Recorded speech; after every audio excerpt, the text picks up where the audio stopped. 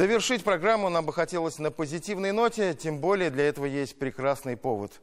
Сегодня День матери. Один из самых теплых и добрых праздников, посвященный дорогим сердцу людям, нашим мамам. И в этот светлый день важно вспомнить о тех, кому приходится прилагать гораздо больше усилий, чтобы быть хорошими родителями. Открытка, сделанная руками ребенка ко Дню матери, может показаться милым пустячком, но вовсе не для них, мам, дети которых имеют ограничения по здоровью. Эти мамы радуются любому успеху своего ребенка. Вот он делает шаги, вот он научился прислушиваться к словам. Прогресс, невидимый для чужих глаз, для них становится достойной наградой за долгие труды. И важно самой не перегореть, выстоять, как им это удается. Наша героиня, мама двойняшек с диагнозом ДЦП, Кристина Рассыпнинская, женщина, которая не просто выстояла, а пошла дальше. Помогать другим, таким же, как она.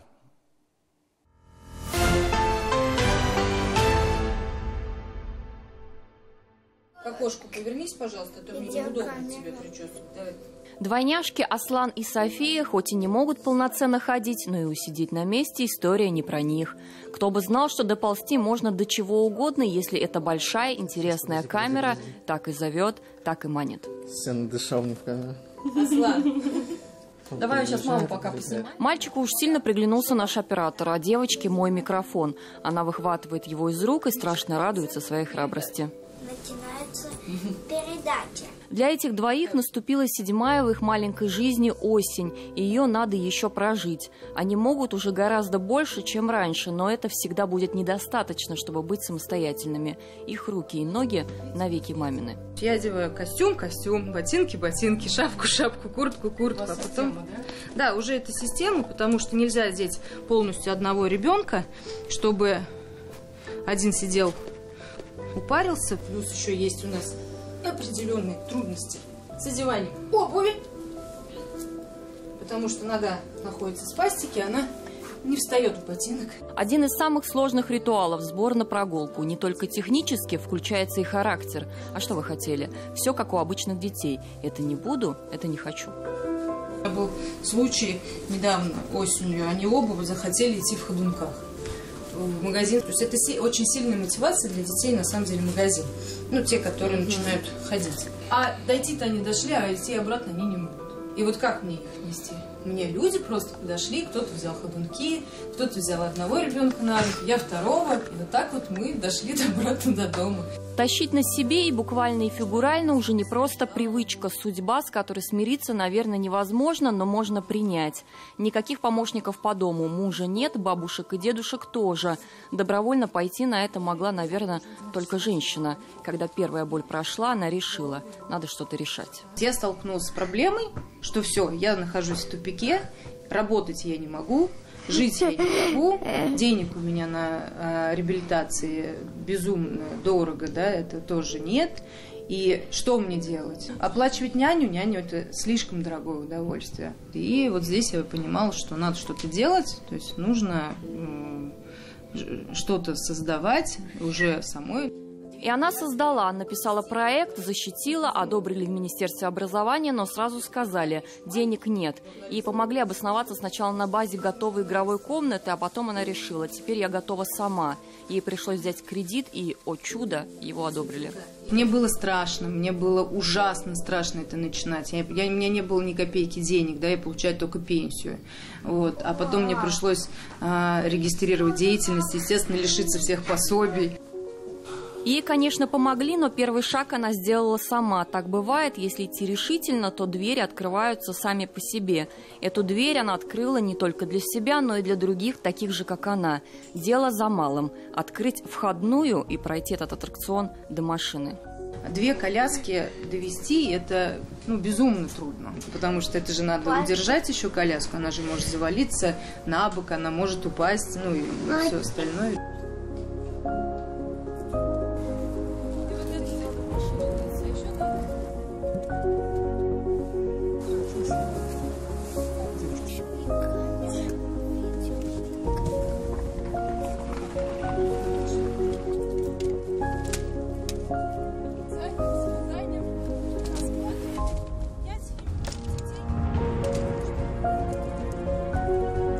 На выходе мы немного включаемся в процесс, иначе путь из точки А в точку Б затянется до вечера. А дальше все по новой. Вылезти из коляски, переодеться, дойти до класса.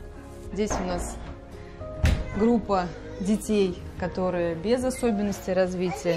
Это своеобразный детский сад, на самом деле центр дневного пребывания, и он инклюзивный. Обычные здоровые дети в этой комнате. Они привыкли и знают, что рядом особенные. Ну как знают? Скорее это знают их родители. Здесь же никто не делит на своих и чужих. Мы хотели создать среду, чтобы дети с инвалидностью, у них была перед глазами мотивация.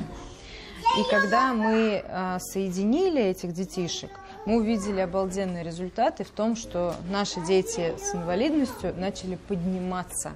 Нет, не кусайся.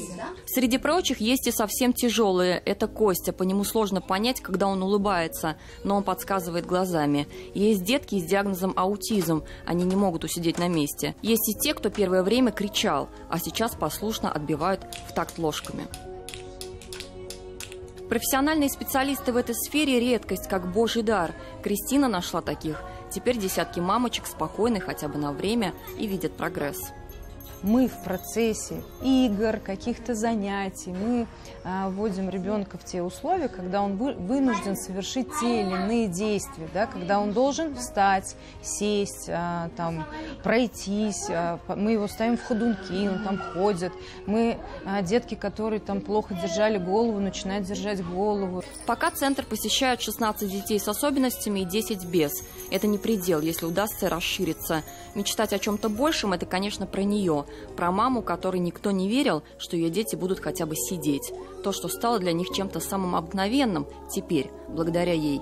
Видимо, это глаза большого романтика – видеть то, что не видит никто, но теперь уже по-настоящему. Сидят, ходят и даже говорят про самого важного человека на свете. Как принцесса.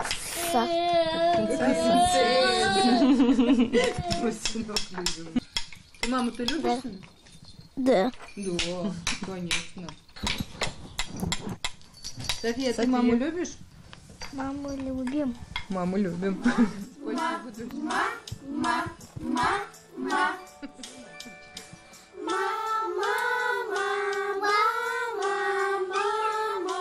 В перерывах между песнями, ложками и занятиями они будут искоса поглядывать на нее, пока она наконец-то осмелится главную мысль произнести вслух. Ты постоянно живешь в ожидании, там, не дай бог, что-нибудь произойдет. Сначала София открыла глаз, и я увидела абсолютно белый глаз. Ну, простите, я могу заплакать, потому что такие моменты, они серьезные. И это вспоминаешь, это тяжело. Ты борешься с этой спастикой, и ты просто не знаешь, а какое у тебя ждет вообще будущее твоего ребенка. Что будет завтра? Ваши дети, допустим, родятся здоровыми, но это будут другие дети. Нет.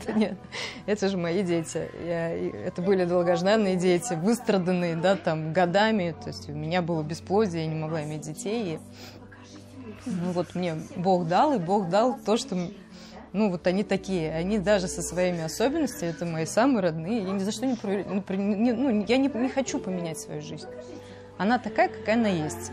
И даже имея таких детей, ты можешь жить счастливо. Диляра Юсупова, Булат Абдульманов, 7 дней.